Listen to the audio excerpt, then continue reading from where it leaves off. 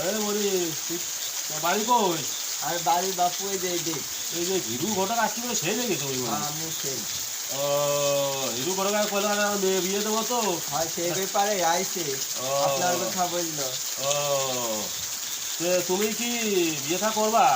হ্যাঁ পাঠালো একদিন বিয়ে থা করছি তাহলে আমার মেয়ে আজ যদি বিয়ে থা করো এই যে এই মাঠটা দেখতো না, এই সব মাঠ ঘাট গোমাটি সব আমার বুঝছো। আর এসে যে ঘর আর বিল্ডিং বিল্ডিং সব আমার।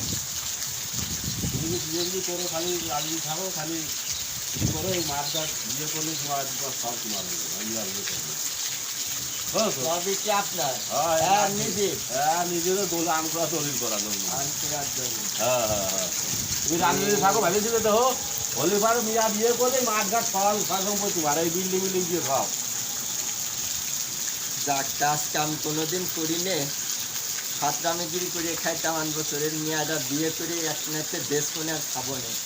আমি রাজি।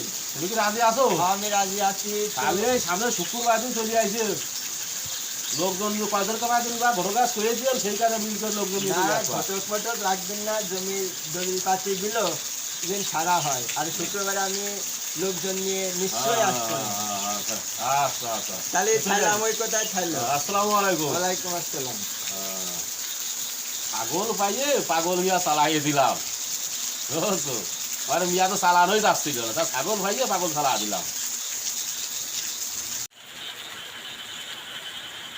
যাক ঠিক ধারে কোপ মারিছি জীবনে আর কিছু করে খাওয়া লাগবে না। এই মেয়াদা নিছি এক প্লেটে বেশ পর খাবো।